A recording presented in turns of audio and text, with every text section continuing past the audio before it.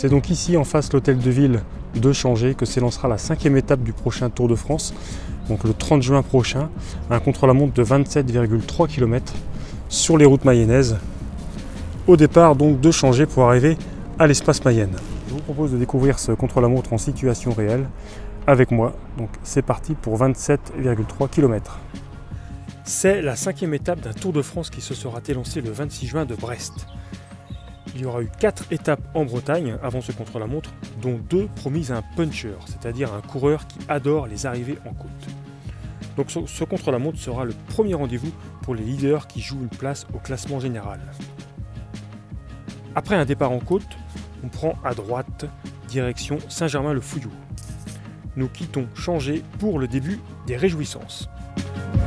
Donc nous voici dans la fameuse côte de l'autoroute, une côte qui doit mesurer 700-800 mètres à 6-7%, mais ça fait mal d'emblée, il y a intérêt de s'être bien échauffé avant d'aborder cette côte. Alors même si ça monte bien pour moi et que je suis un peu scotché à 15 km/h, je pense que la plupart des coureurs seront sur le grand plateau. Ils monteront cette côte à environ 30 km/h. Nous voici sur les hauteurs de Changé. La première difficulté est passée, mais un piège va se présenter devant les coureurs. Non pas un risque de verglas, je rappelle que nous serons le 30 juin et que de toute façon il fait toujours beau en Mayenne. Mais nous allons plonger dans la campagne sur une route très sinueuse, avec un virage à prendre quasiment à 180 degrés, après une grosse descente que les coureurs vont aborder à 60 km/h, voire plus vite. Mais ça va, la visibilité est bonne, le revêtement de la route a été refait, ça va passer sans problème. Nous voilà dans la deuxième côte du parcours qui chemine dans un bois. L'endroit est bucolique, il y a de nombreux virages, ça monte mais ce n'est pas non plus le Tourmalet. La pente est de 6-7%. C'est un endroit idéal pour le public pour venir encourager les coureurs, en espérant que la situation sanitaire le permettra. Qui dit côte, dit descente. Les coureurs plongent pleine balle en direction de Saint-Germain-le-Fouilloux, bien au-delà de la vitesse réglementaire. Ça va bien secouer sur ce dos d'âne, mais pas de souci, ce sont des équilibristes. À l'entrée du village, on prend à droite, direction Saint-Jean-sur-Mayenne à 4 km. Ah, c'est notre jour de chance. Pogacar et Roglic, premier et deuxième du Tour de France 2020, ont choisi le même jour que nous pour reconnaître ce parcours du contre-la-montre.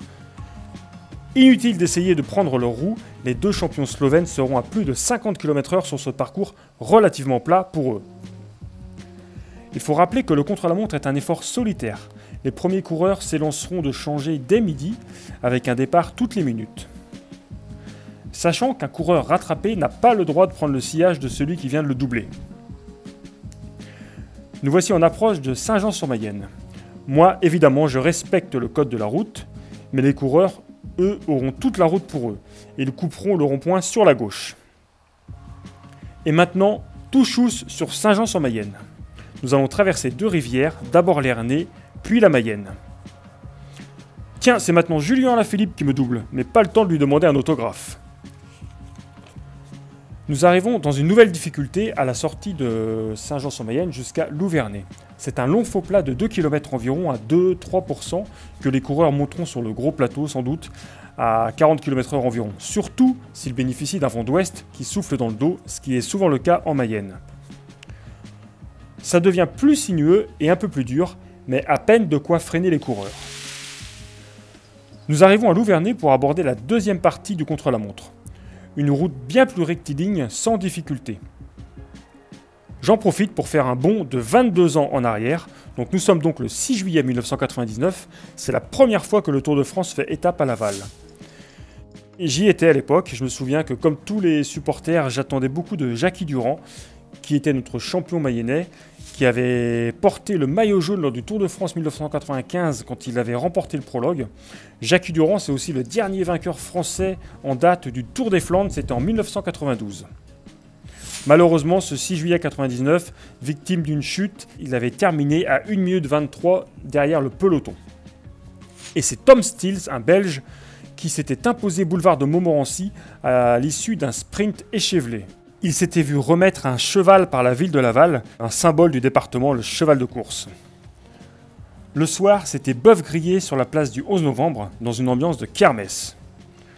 Le lendemain, le village départ a été situé square de Boston. Il faisait un soleil éclatant. Il n'y avait à l'époque pas de blocs de béton autour de la place et les coureurs étaient très accessibles. Je me souviens des gens au balcon, des histoires que nous racontait Daniel Manjas. Le peloton était reparti direction Blois et pour l'anecdote, il avait roulé ce jour-là à plus de 50 km/h, ce qui reste encore la moyenne d'étape du Tour de France la plus rapide à ce jour. Si les coureurs étaient pressés de repartir, ils nous avaient laissé des souvenirs pour la vie à nous, tous les Mayennais férus de cyclisme. 22 ans après, on peut se réjouir de revivre une nouvelle fête du Tour. Revenons sur notre contre-la-montre.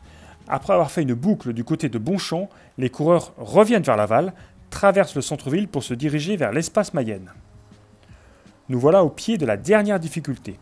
Juste avant la salle de concert du 6x4, nous prenons un virage à gauche, puis un deuxième pour monter dans le quartier d'Hillard. Hillard où ça ne va pas rigoler pour tout le monde. Nous sommes dans une courte portion à près de 10%. Même les voitures ont du mal à grimper. J'exagère à peine. Je suis scotché moi à 10 km/h alors que les coureurs iront 2 fois plus vite. Il y aura la foule pour encourager les coureurs à 1 km de la ligne d'arrivée. Nous voici ici en approche de l'espace Mayenne. C'est la dernière ligne droite. Il faut imaginer les dizaines de milliers de personnes qui vont se masser sur cette avenue, aujourd'hui bien paisible. La ligne sera dessinée en face de l'espace Mayenne. Personne ne lèvera les bras à l'issue de ce contre-la-montre. Chaque fraction de seconde sera bonne à gagner pour les leaders qui viseront une place au classement général. Et donc nous voici au terme de ces 27,3 km du contre-la-montre, devant l'espace Mayenne. Alors moi je vais me mouiller un petit peu dans mon pronostic. Bon, je vois bien pourquoi pas un Julien Alaphilippe. Après c'est pas un pur spécialiste de l'effort en solitaire, mais on sait qu'il est capable de gagner malgré tout dans cet exercice. Et il peut se transcender, il passe bien les bosses. Ça serait magnifique. Rendez-vous le 30 juin.